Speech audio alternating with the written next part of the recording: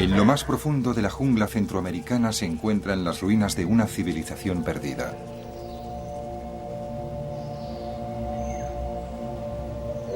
Durante siglos, los exploradores han intentado desentrañar su significado. ¿Quién construyó estos magníficos templos? ¿Podríamos descifrar su historia a partir de los jeroglíficos que dejaron?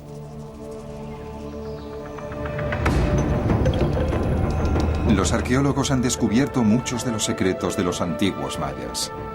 ¡Qué bonito! Sus reyes, sus ciudades, su apogeo y su caída. Sin embargo, nos falta la mitad de las piezas del puzzle. No sabemos cómo empezó todo. Hasta hace poco, a los primeros años de la historia maya se les ha hecho caso omiso. Formaban parte del preclásico, una era primitiva, casi un mito, previa a su gran época de esplendor. Ahora, una nueva generación le está dando vueltas a esta idea en su cabeza.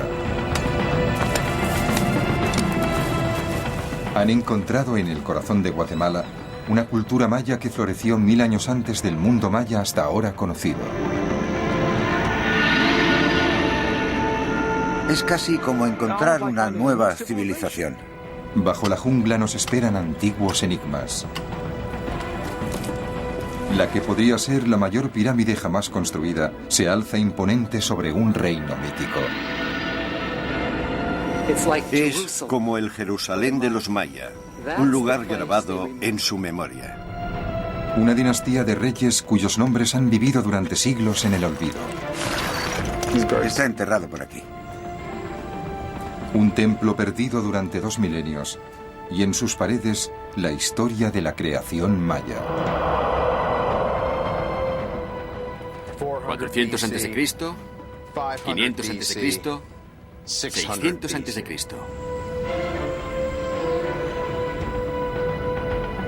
Esta es la última frontera del conocimiento sobre los antiguos mayas. A partir del momento en que los arqueólogos la crucen, se estarán adentrando en los reinos de los albores de la civilización maya.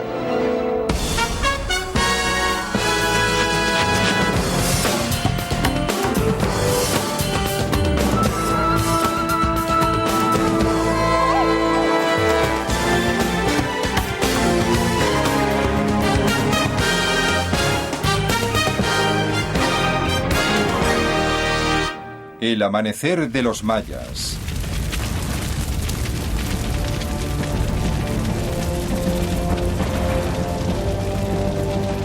Primavera de 2003.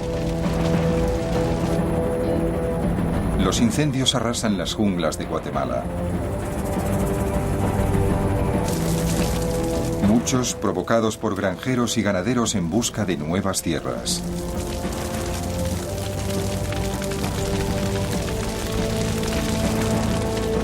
Una foto de satélite muestra el alcance de la devastación. Casi 40.000 hectáreas de selva tropical en llamas.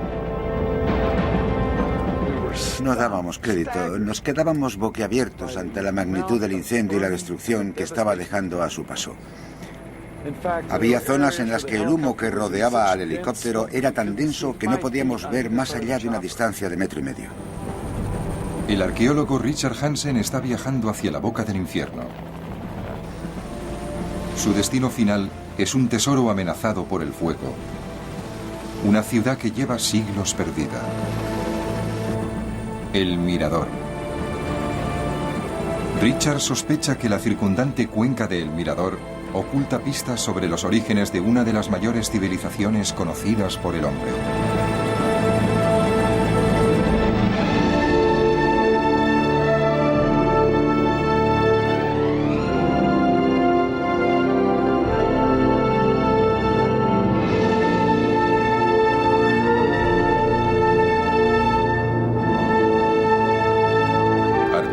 De majestuosas ciudades como Tikal y Palenque, los mayas se encontraban entre los mejores arquitectos del hemisferio occidental.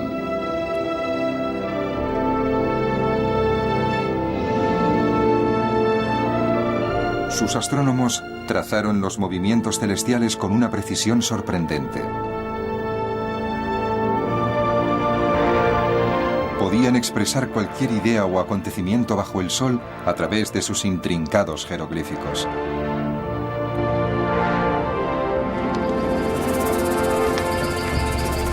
Aquellos despiadados guerreros libraron sangrientas guerras de conquista, mientras su civilización iba ganando terreno en México y en Centroamérica.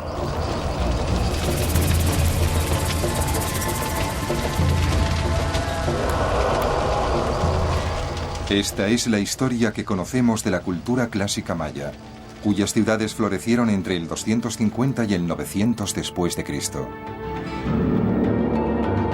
Sin embargo, los arqueólogos están empezando a descubrir una civilización maya que existió 1000 años antes, en un periodo conocido como el Preclásico.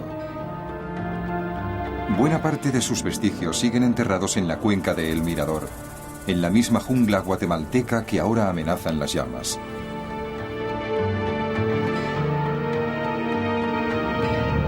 En la ciudad perdida de El Mirador, Richard Hansen, subvencionado por National Geographic, lleva más de 20 años intentando resolver el enigma de los primeros mayas. Bueno, este es el tercer nivel de la gran pirámide de la Danta en El Mirador, la mayor de este lugar arqueológico. El complejo de la Danta ocupa una extensión de casi 800 metros de largo sobre plataformas bajo nuestros pies. Probablemente se trate de la pirámide más grande del mundo. Se construyó varios siglos antes de Jesucristo en una era considerada primitiva. Aunque si los primeros mayas eran tan poco sofisticados, ¿cómo pudieron construir una estructura que nada tiene que envidiar a las pirámides de Egipto? La persona encargada de esta construcción no fue un simple jefecillo que vivía en una cabaña de paja. Fue un rey del orden de Rameses o de Kéope. Una de las pirámides pequeñas de esta ciudad perdida ha cautivado la imaginación de Richard. ¿Es posible que los magníficos grabados en la estructura 34 fuesen la inscripción de un sepulcro real?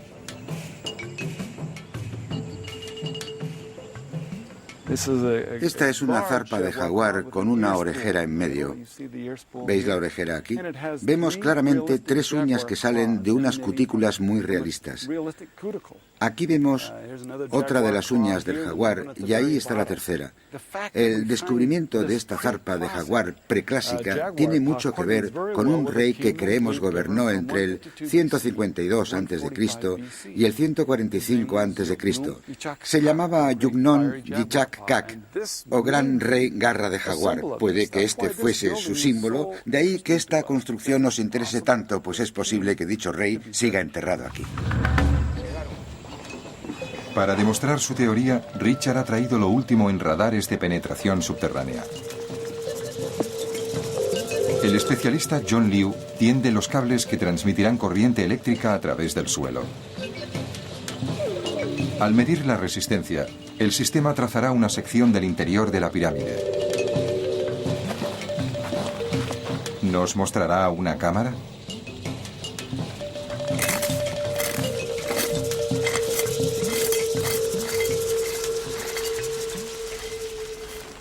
Cerca de 2 horas más tarde, John llama a Richard. Ya tiene los resultados. Está en este lado. ¿Está en este lado? Sí. ¿A 11 metros de profundidad en este lado? Sí, a unos 10, 11 metros de profundidad. Qué fuerte, qué gran noticia. ¿Seguro que está aquí? Sí, al menos eso parece por la forma. El radar ha mostrado una cavidad de 8 por 2 metros. El tamaño perfecto para un espléndido sepulcro. Es una cámara. Richard podría encontrarse tras la pista de un hallazgo espectacular. Qué emocionante. En serio, es muy emocionante. Se trata de un descubrimiento que podría competir en importancia con los sepulcros de los reyes del período clásico que reinaron siglos después.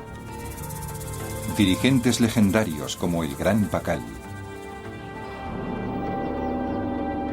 El sepulcro de Pakal fue descubierto en 1952, en la ciudad de Palenque, por el arqueólogo mexicano Alberto Ruz.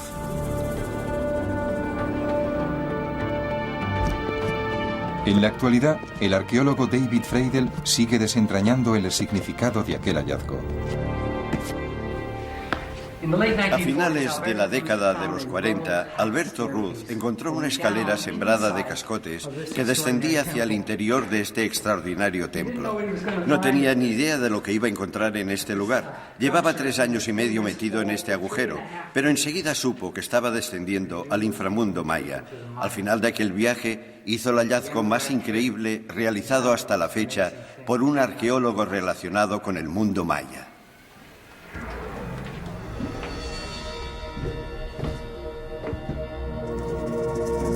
Según Freidel, Pakal creía que era la personificación de un dios en la tierra. Su sepulcro era un mapa de su viaje desde el momento de su muerte hasta el de su resurrección.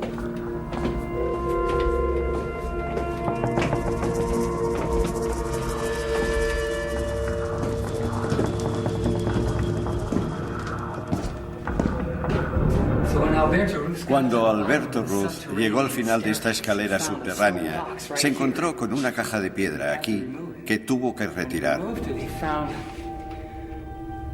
Al apartarla, descubrió los huesos de varios jóvenes que habían sido sacrificados. Fue entonces cuando vio esta enorme puerta, triangular. La empujó y miró en el interior de la cámara. Lo que vio fue realmente fantástico. Una cámara funeraria con un enorme sarcófago en su interior. La cámara estaba llena de estalactitas que se habían formado después de siglos al haberse filtrado el agua por el techo de la misma. Aquel lugar era como una cueva sagrada.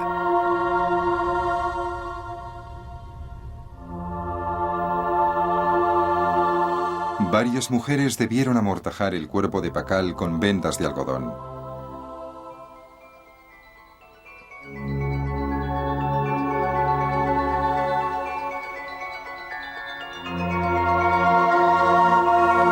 Después cerraron sus puños sobre varios adornos de jade, piedra que simboliza la vida.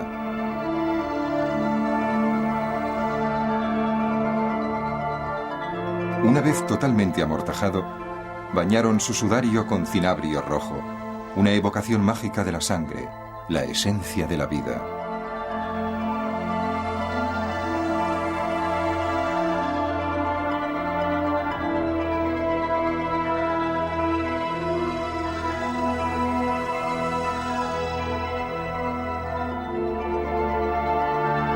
Una máscara de jade se convertiría en el rostro de Pakal para la eternidad.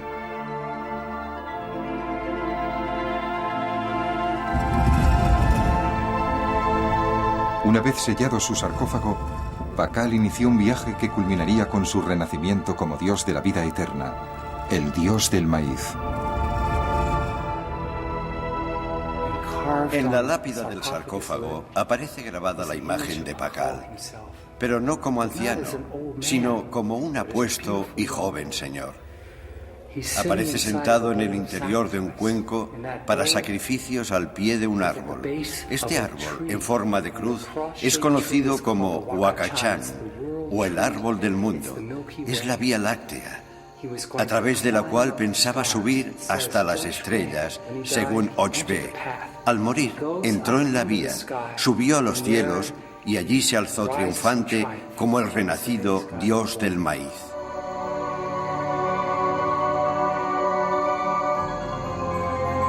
El viaje de Pakal a los cielos le devolvería con el tiempo a los orígenes del mundo maya, donde se fundiría con los dioses que lo crearon.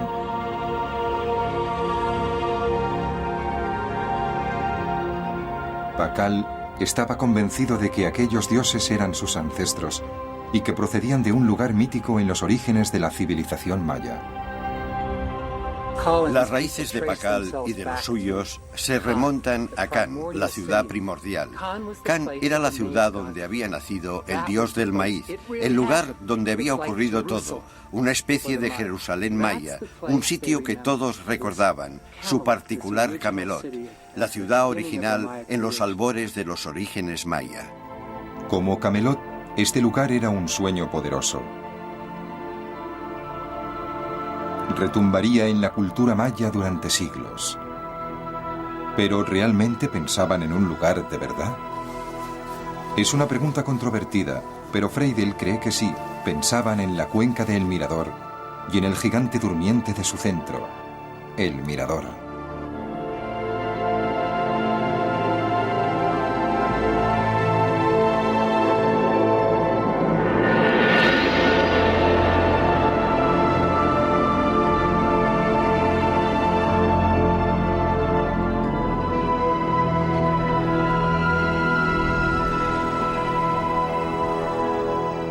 ¿Quién construyó esta gran metrópolis? Richard Hansen y sus colegas creen haber encontrado unas pistas vitales en unas bonitas vasijas pintadas en el 700 después de Cristo aproximadamente. Sus jeroglíficos conforman una nómina de reyes, con sus respectivas fechas de entronización. El primer rey viene indicado aquí. El primer rey aparece junto a la fecha 7 Chuen 19 Pop, el nombre del día y del mes. En el 3 Imix 7 Yax aparece Chan Chak Chapat, el señor de Can. La secuencia continúa en una fila durante 19 reyes sucesivos. Estas fechas carecían de sentido. Sin embargo, a nuestro colega el investigador Simón Martín se le ocurrió una idea. El calendario maya es cíclico y se repite cada 52 años. ¿Y si las vasijas hablaban de los reyes de un ciclo anterior de la era maya? ¿Qué ocurriría si retrocedieran en el tiempo y se situaran las fechas 1000 años antes, en el preclásico? El especialista en jeroglíficos de Richard Stanley Genter hizo los números. Según él, fue un momento eureka. Mira por donde descubrimos que aquellas fechas encajaban a la perfección en el 392 a.C. Creemos que es una secuencia de reyes, una crónica retrospectiva pintada aproximadamente en el 700 después de Cristo, que hace referencia a reyes anteriores a 1300 años. Si esta teoría fuese cierta, habrían encontrado una dinastía. 19 reyes mayas hasta ahora desconocidos por la historia. Don Gregorio. Uno de los reyes que aparece en las vasijas es el gran Garra de Jaguar, el mismo rey cuyo símbolo engalana la parte frontal del templo de El Mirador. Nos hemos adentrado unos 12 metros en el edificio. Eso quiere decir que ya hemos extraído unos 17 metros cúbicos de roca. Esta es una de las partes más duras de la arqueología maya. En esos túneles hace muchísimo calor. No corre ni una brizna de aire. Estás encerrado y es peligroso.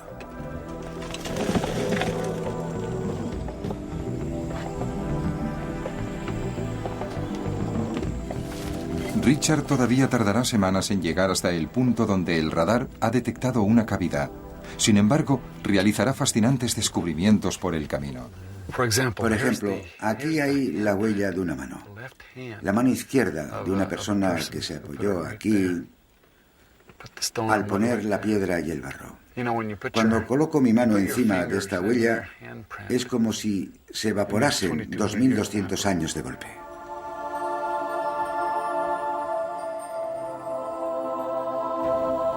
A medida que Richard va cavando, van apareciendo más pistas sobre la grandeza de los reyes del preclásico en la cuenca de El Mirador.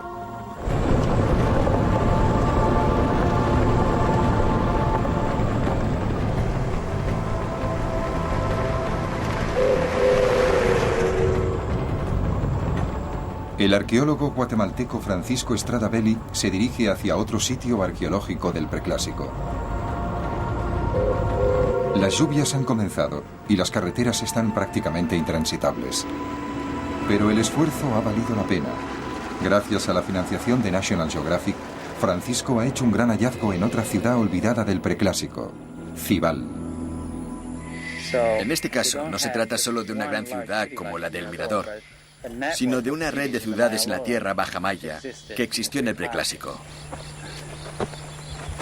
Cuando Francisco descubrió el templo principal de Cibal, vio que los saqueadores habían horadado la parte posterior de la pirámide. Habían dejado un pequeño agujero cerca de la cima. Cuando llegué vi este agujero en lo que parecía la parte delantera de la pirámide. Metí la mano y al palpar me di cuenta de que la superficie no era plana. Había un desnivel en la escayola.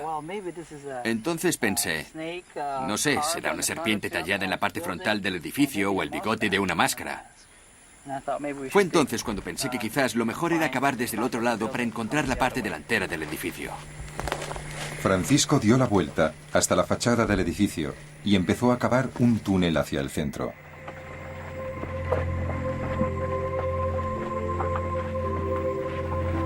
La zanja que habían hecho los bandidos estaba tocando esta pared. Y este es el desnivel que notaba. Ya sin verlo me pareció algo ornamental. Pero jamás imaginé que descubriría algo tan maravilloso.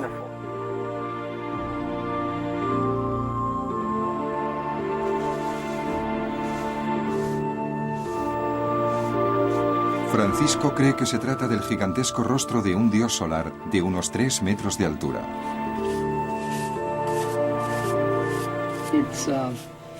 Es como si lo hubiesen hecho ayer. Me parece increíble pensar que estamos tocando y mirando algo que otra gente miraba y tocaba hace más de 2000 años. Puede que 2 máscaras como esta flanqueasen la escalera de acceso al templo. Francisco cree que eran el telón de fondo de elaborados rituales en los que el rey imitaba a los dioses de la creación.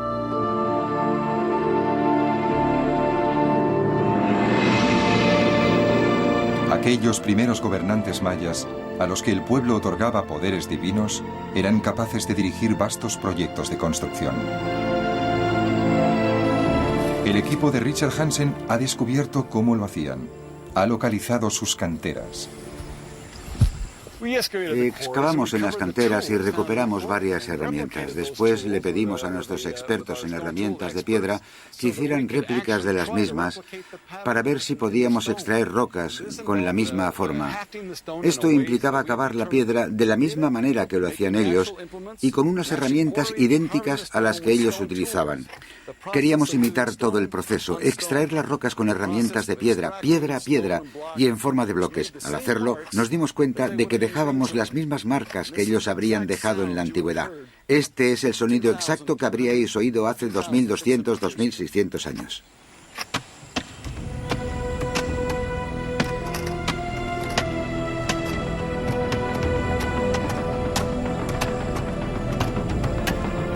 Miles de hombres trabajaban durante jornadas agotadoras en canteras como esta, cortando y transportando piedras que pesaban hasta 450 kilos. Cerca de ahí, un grupo de hombres igual de numeroso preparaba cal para cubrir todos los edificios de todas las ciudades.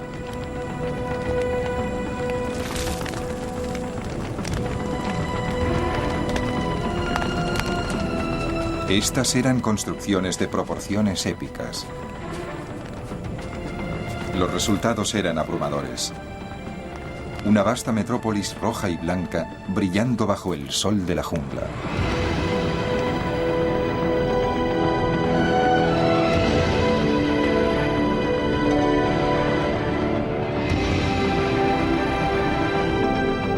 El Mirador.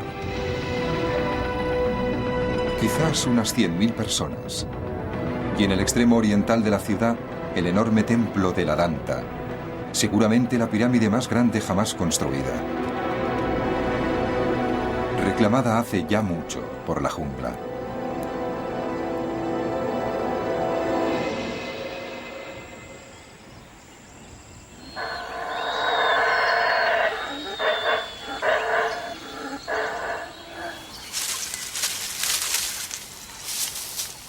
Como todas las selvas tropicales, la cuenca del Mirador es rica en fauna, pero su suelo es pobre.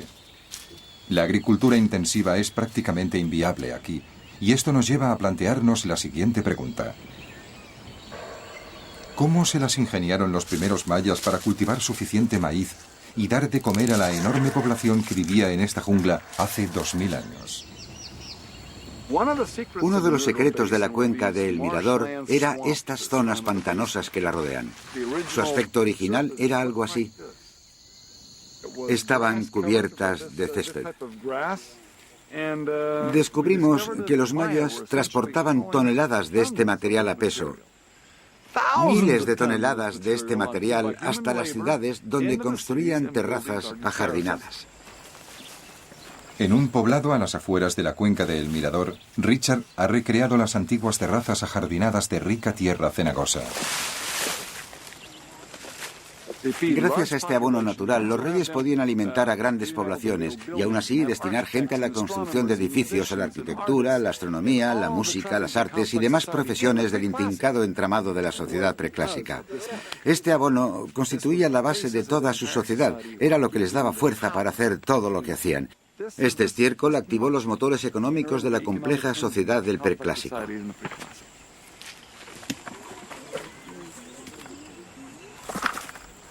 Ahora ya sabemos cómo vivían, pero las piedras y la tierra no nos pueden decir lo que pensaban.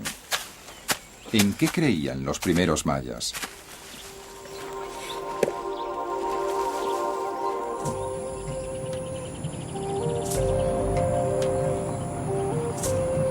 A unos 96 kilómetros de El Mirador, una caravana de camiones avanza serpenteante a través de la jungla.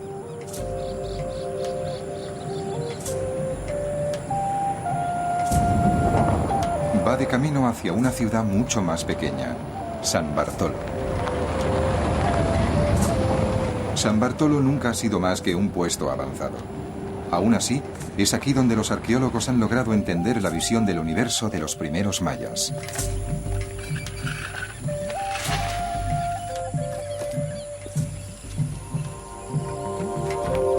Este era un complejo de élite, donde vivían los nobles de la zona y desde donde controlaban todos los tejimanejes.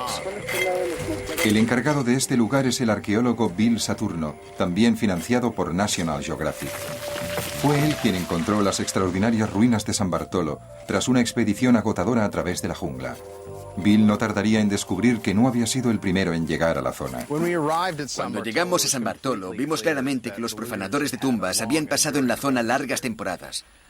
De los 100 túmulos que hay en ella, aproximadamente, todos habían sido perforados al menos en una ocasión.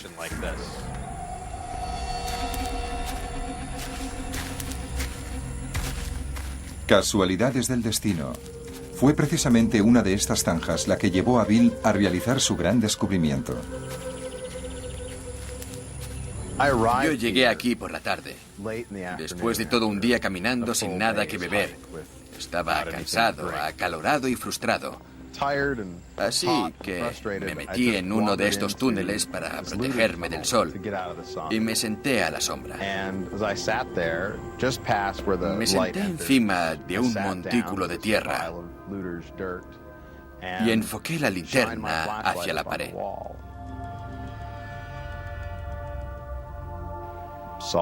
Fue entonces cuando vi algo increíble.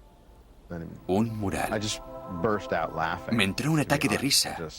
En serio, era tan poco probable dar con un mural así. Hacía más de 50 años que nadie encontraba un mural tan bien conservado. Es uno de los 2 murales mayas más importantes jamás encontrados. Es con diferencia el más lejano en el tiempo y aún así sus trazos son sorprendentemente delicados. Los trazos fluyen y se funden suavemente. Los colores son vibrantes y la gente atractiva. Sus rasgos parecen atractivos.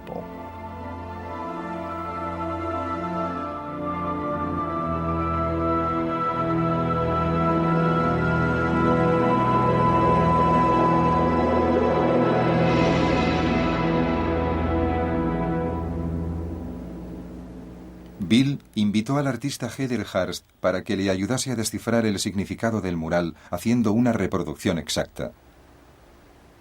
Esta joven acababa de pasarse 2 años y medio pintando el otro gran mural maya encontrado en Bonampak en 1946. No podía creerme lo que había encontrado. No era solo un mural, sino un mural anterior a todos los encontrados hasta la fecha y que nada tenía que ver con ellos.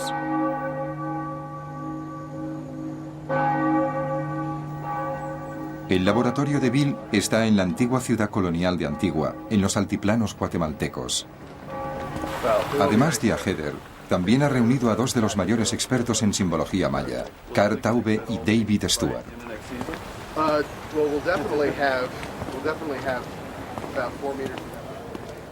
Algo que me quedó clarísimo cuando Bill salió de la jungla con sus primeras fotos del mural fue que nos encontrábamos ante uno de los hallazgos más importantes, sino el más importante de los últimos 20 o 30 años en el campo de los estudios maya. En términos del preclásico tardío maya, esto sería una capilla sixtina. Es un cuadro sobre los orígenes y la creación. No creo que haya ninguna duda de que este hallazgo seguramente cambiará toda nuestra visión de lo que la civilización maya tenía en mente al crear su arte, al plasmar la visión de su cosmología y del origen del universo. Se trata de una escena del gran mito maya de la creación, registrado 1500 años después en la historia épica conocida como Popol Vuh. Este es el principio. No había todavía un hombre, ni un animal, ni prados, ni bosques. Solo estaba el mar en calma y el cielo en toda su extensión, en reposo. Solo el Dios llamado Corazón del Cielo. Y en el agua, una serpiente emplumada. En las tinieblas, en el amanecer.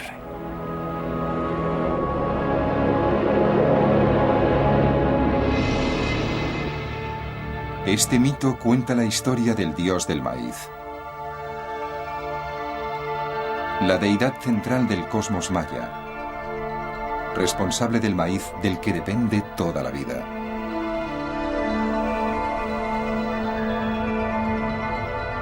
El dios del maíz desciende al inframundo, donde los señores de la muerte le matan. Después colocan su cabeza sobre un árbol.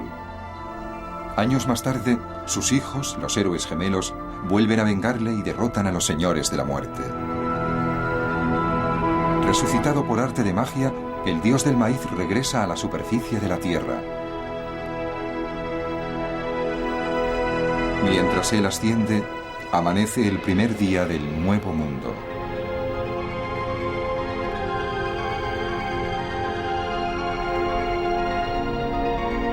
Esta es una historia que obsesionaba a los mayas del periodo clásico. Esta es una versión pintada varios siglos antes. No se trata de una interpretación primitiva, sino más bien de una labor exquisita.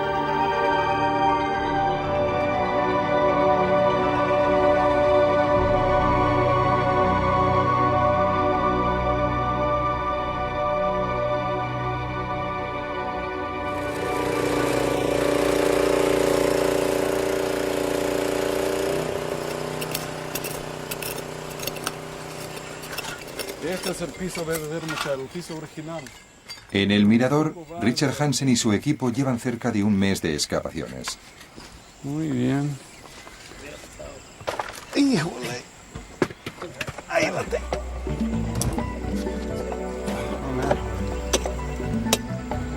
Están ya muy cerca del punto en que debería encontrarse la tumba.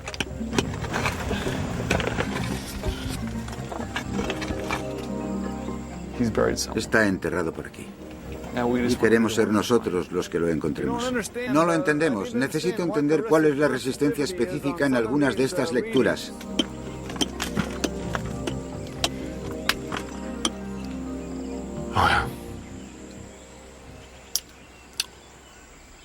No pensamos rendirnos. Vamos a seguir intentándolo.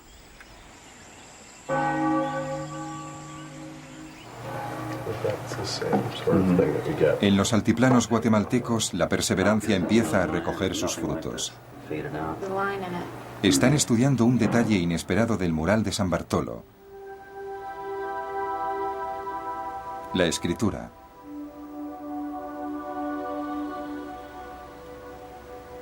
Uno de los primeros jeroglíficos encontrados del preclásico.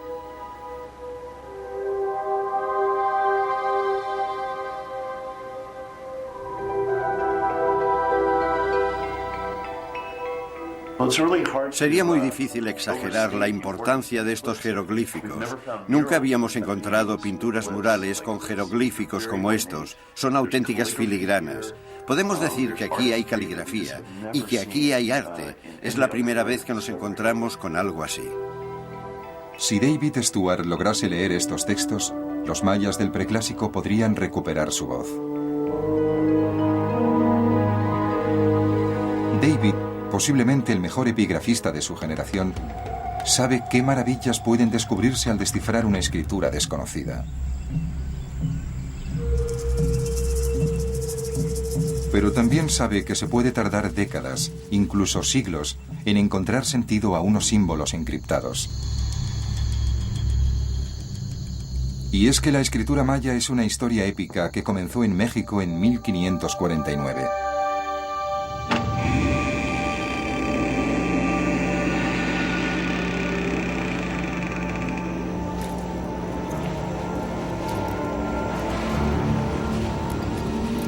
La conquista española no quedaba lejos, y el fraile franciscano Diego de Landa tenía la misión de velar por las almas mayas.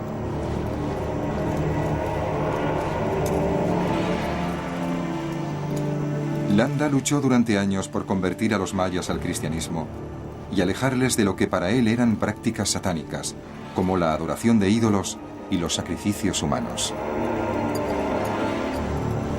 Hay que entender los sacrificios humanos de los mayas dentro de su propio marco cultural. Para ellos, la sangre era necesaria para la continuidad de los ciclos agrícolas. Lo que para nosotros no es más que un atroz y sangriento sacrificio, para los mayas era una necesidad. La llegada del cristianismo no debilitó la devoción maya por los sacrificios humanos, más bien la reforzó. De repente aparece en sus vidas el Dios cristiano, y con él nuevas imágenes de sacrificios humanos. Jesucristo en la cruz. No ven imágenes de Cristos pacíficos, sino imágenes de Cristos sangrientos, apaleados y maltrechos. Los mayas enseguida se identificaron con estas imágenes religiosas. Para ellos, el sacrificio del Hijo de Dios era una imagen muy poderosa, y por ello, empezaron a hacer cosas muy parecidas.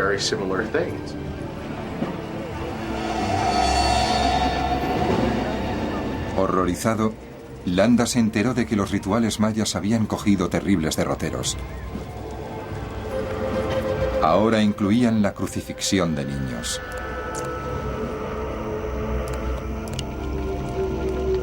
¿Cierto o no?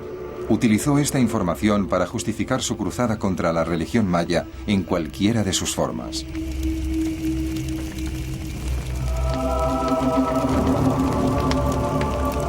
Ordenó quemar todos sus textos sagrados. Humilló a los acusados con la destrucción de sus iconos religiosos.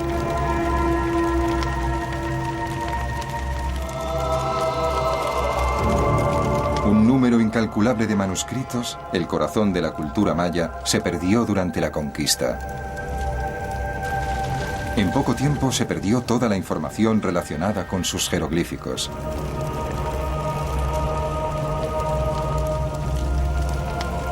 Pero el mismo hombre que ordenó la destrucción de los textos mayas, Diego de Landa, nos proporcionaría con el tiempo la clave para su descodificación.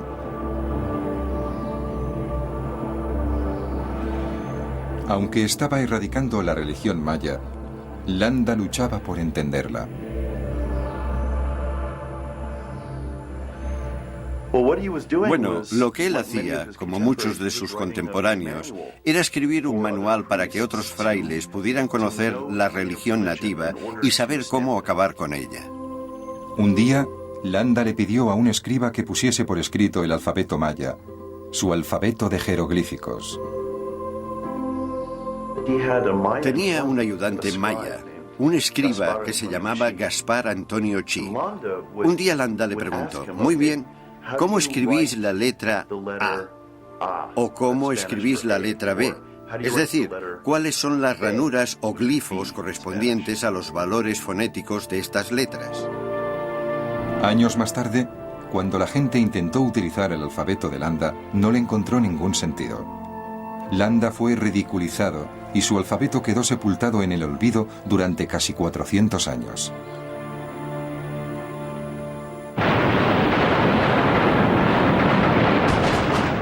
Primavera de 1945. Durante los últimos días de la Segunda Guerra Mundial, las tropas soviéticas cercan Berlín. Muchos de sus edificios están en llamas. Un joven soldado ruso, Yuri Konorosov, entra corriendo en la Biblioteca Nacional y sale con un volumen de textos mayas.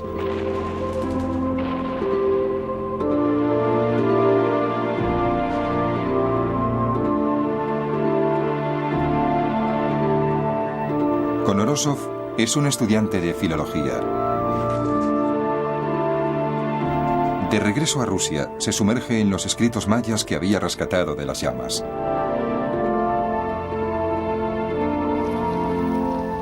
Oye hablar del olvidado alfabeto de Landa y decide que ahí podría encontrarse la clave.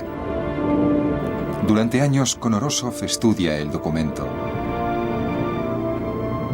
Hasta que un buen día, sin haber visto jamás una ruina maya, le encuentra sentido al alfabeto de Landa.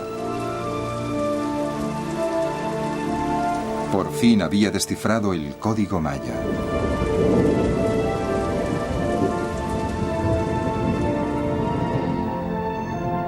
Con el tiempo, las ciudades del período clásico se convirtieron en libros abiertos. Las paredes de los edificios en ruinas eran un archivo de sus vidas, de sus nacimientos y matrimonios, de sus batallas y sus muertes. Konorosov fue el pedal de arranque de la revolución de la descodificación.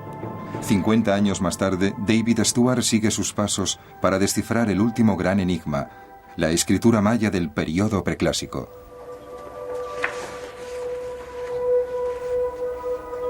Los intrincados glifos del mural desafían su desciframiento. Realmente no os puedo decir qué es lo que esto quiere decir. Hay elementos que no he visto jamás. Estos glifos son diferentes. Hay algo en ellos que no me cuadra. Puede que sigan un sistema distinto previo a la estandarización posterior. Lo que parecía una derrota termina siendo una revelación. David cree que está mirando una foto de los albores de la escritura maya antes de que ésta adoptase una forma fija.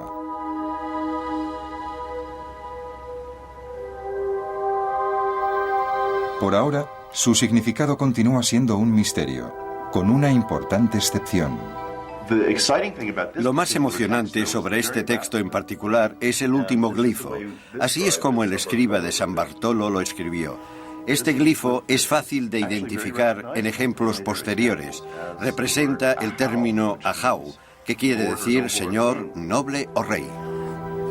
Es una de las primeras crónicas escritas de un rey maya del preclásico.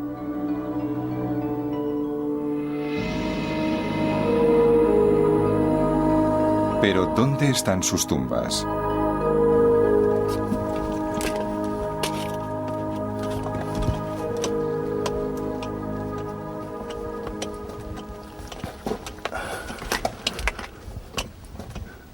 En el mirador, Richard y su equipo han cavado un largo túnel hacia el centro del templo del jaguar hasta llegar al lugar donde el radar mostraba una cavidad. Verlos un poquito más. Podrían encontrarse a escasos minutos de encontrar la tumba del gran rey Garra de Jaguar.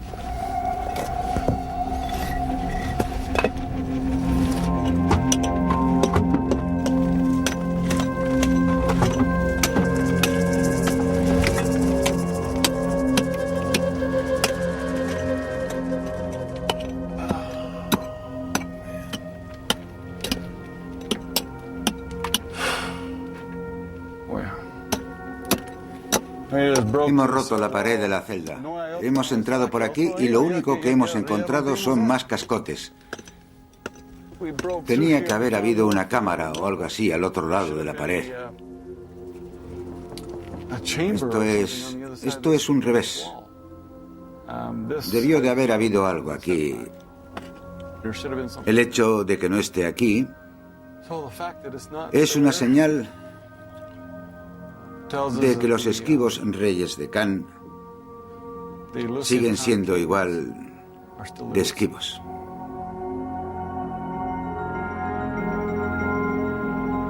¿Querrá esto decir que la misteriosa dinastía de reyes perdidos de la que habla Richard no es más que un mito?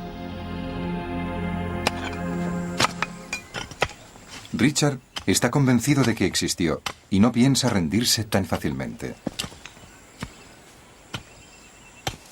Se prepara para excavar en otro templo la temporada que viene. A lo mejor uno de nuestros reyes mayas está aquí dentro.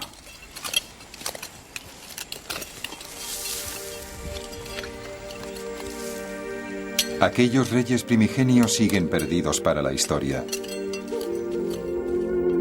Pero la imagen de uno de ellos ha sido encontrada. Ha sido la última revelación del mural de San Bartolo. Justo encima del glifo que significa Señor, vemos la imagen de un rey preclásico. Seguramente la más antigua jamás encontrada.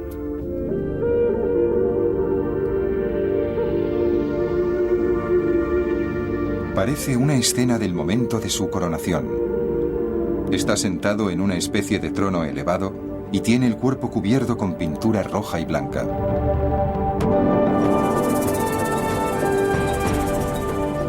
Parece una ceremonia espectacularmente orquestada. En lo alto del templo, con sus súbditos congregados a sus pies, el nuevo gobernante recibe un fardo sagrado, posiblemente un símbolo de su realeza. Bajo su trono, los sacrificios humanos recuerdan la muerte y el renacimiento del dios del maíz.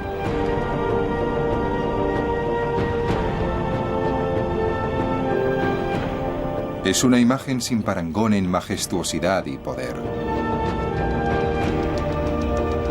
Quizás fueron estos aires de grandeza los que le llevaron a la perdición.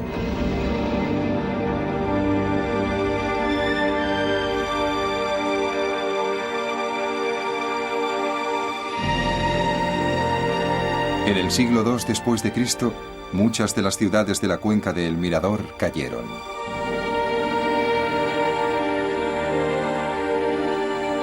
Richard Hansen cree conocer una de las causas. Esta es la historia de una cultura todopoderosa que terminó doblegada por culpa del yeso.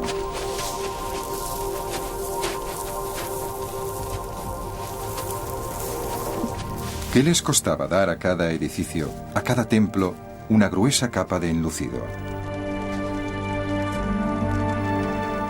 Para preparar esta mezcla, los mayas calentaban piedra caliza en enormes hogueras de madera. Pero solo los troncos recién cortados ardían bien.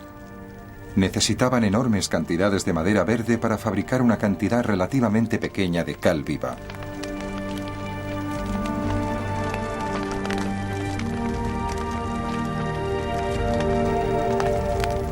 Según los cálculos del equipo de Richard, los mayas tenían que quemar cerca de 400 hectáreas de selva para enlucir un edificio grande. Había cientos de edificios en el mirador y cada vez los hacían más grandes. Este es el primer piso de este edificio. Llega hasta el inicio de esta escalera, el suelo de un rojo brillante muy duro, extremadamente duradero, de unos 9 centímetros de grosor. Pero entonces, de repente, añaden otro suelo inmediatamente encima de este, de unos 20 centímetros de grosor. Imaginaos la cantidad de madera, hombres y piedra necesarios para hacer todo este estucado.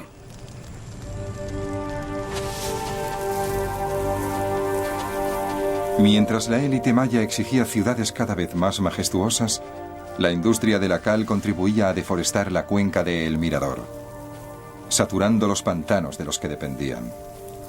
Cuando talas masivamente en un entorno tropical, el suelo se erosiona y la piedra caliza satura los humedales y pantanos, inutilizando la tierra para el cultivo.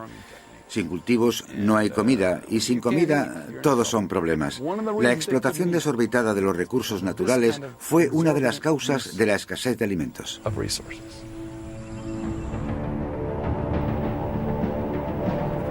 Al final, los mayas de la cuenca de El Mirador cavaron su propia tumba al destruir la selva tropical que les daba de comer.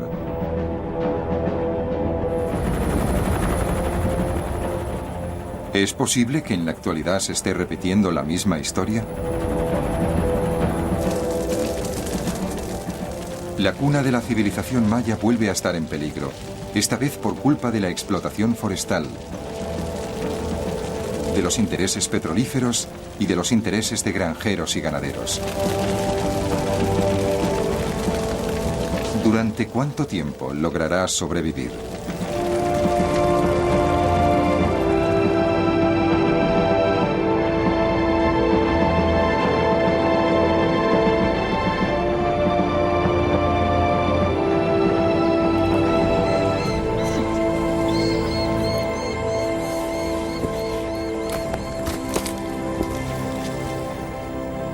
Richard Hansen está luchando porque declaren la cuenca de El Mirador reserva protegida y de interés arqueológico.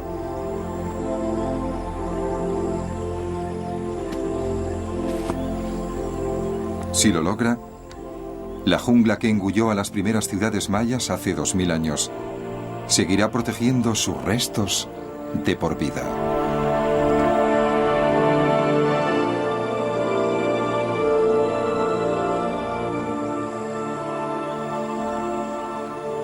Cada vez que vengo aquí me quedo extasiado, fascinado ante la saga humana que aquí tuvo lugar.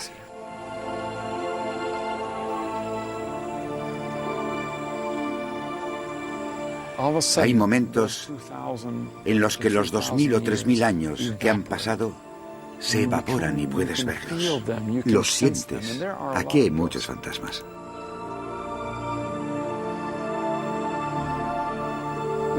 Esto tendría que ser un monumento a la humanidad, un monumento a la naturaleza. Espero que dentro de un tiempo todo esto siga siendo tal y como lo vemos ahora.